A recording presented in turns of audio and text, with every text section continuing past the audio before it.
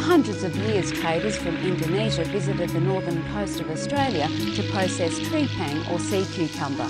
Now an art exhibition in Melbourne has brought to light the legacy of this once thriving trade between China, Indonesia and the top end. Letitia Smith has more.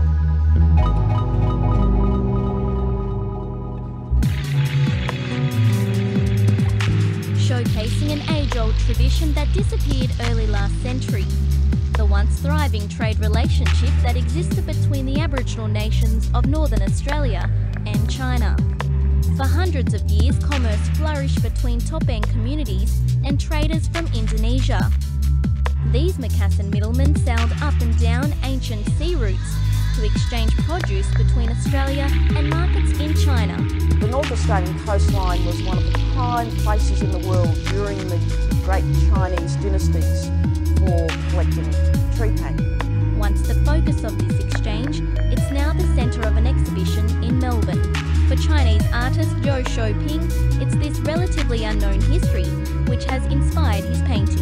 People like me, to look at the history, we have perhaps some different thoughts, have different view. The exhibition is the result of a 12-year-old project which combined two different artists to tell one story. What's this one?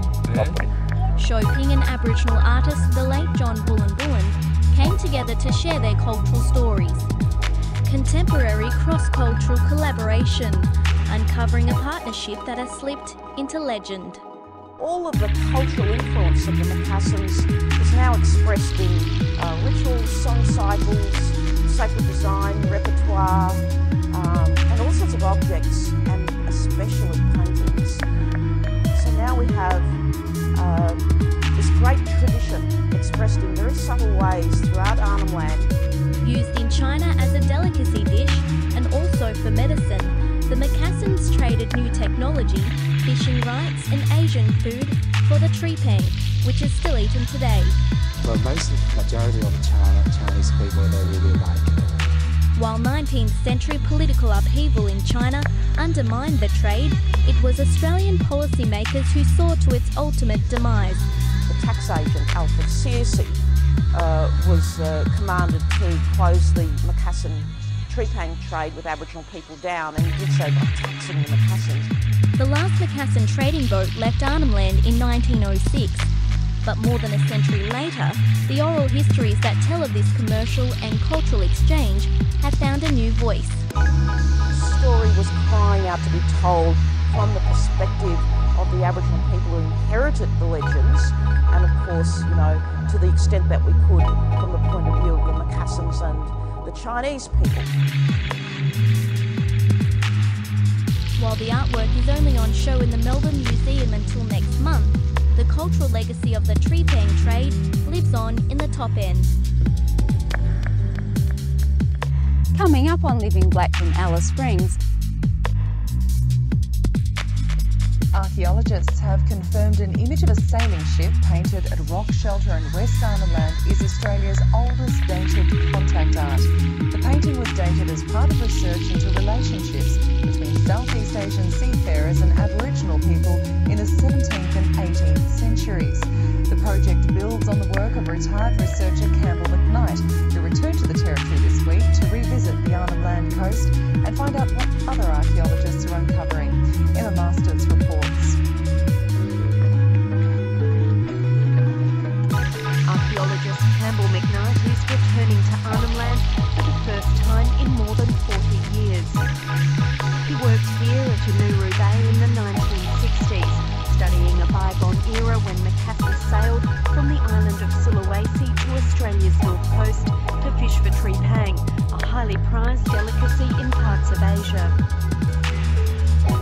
Treepang was Australia's first modern industry.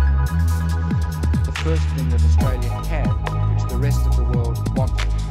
If we can re-identify the stone lines, then we can match what's on the ground now to the map I made in 1966, 1967. Carrying maps of his original excavations, McKnight is assisting a new group of archaeologists as they delve into Australia's maritime history and trace Aboriginal people's first contact with the rest of the world.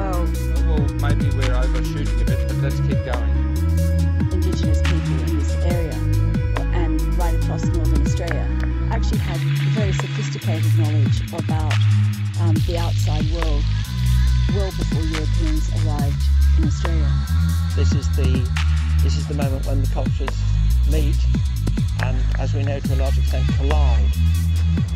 The other side, The team of archaeologists is searching for evidence of Makassar and Indigenous occupation. We're looking for charcoal, earthenware, Chinese tradeware, Indigenous stone tools like stone points, axe heads, grinding stones. At the height of the ancient tree-pang trade, large fleets of Macassan ships would sail to Arnhem Land and stay for the entire monsoon season. Benua Bay is believed to be one of their favourite locations to fish and process tree-pang. Lines of stone fireplaces were set up to cook their catch and prepare it for the trip home. There were the fireplaces here, with big boiling cauldrons there, maybe 5 or 6 of them up the hill. And when they'd cooked the tree-pang enough, they'd come up the hill, and up here there was a smokehouse where they would dry it and smoke it. Bit of shell? Oh, there's a bit of pottery too. The excavations are also uncovering stone artefacts. Well, this is the first time we found an Indigenous stone tool in the Benua Bay Macassan site. So this is one step closer to us seeing that there might have been a greater level of Indigenous and Macassan interaction actually on the site here.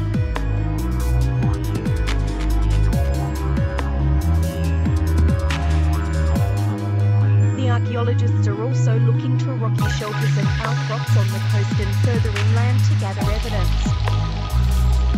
They say rock art paints another picture which builds on information gleaned from written records and oral history. Above all, you see pictures of their ships. You sometimes see pictures of their huts. This is a kris, one of those big Indonesian knives or swords. So here's the blade. It has a huge steel blade, and then this is the handle. It's this artwork that's challenging a theory that Macassars didn't come to Australia until the late 18th century. Well, here we have an image of the Macassan crown and how it These wax pellets stuck on top of this painting have been carbon dated, and the dates show contact may have occurred more than 100 years earlier than previously thought. We got a result of between 1624 and 1674, and that's much earlier than we expected. Everyone was very excited when we got this result because it suggested that people were visiting Australia's northern shores much earlier than we thought. I'm pretty confident that we're looking at an earlier phase of people visiting the Northern Territory, and we have what you would call an early depiction of a Macassan prow.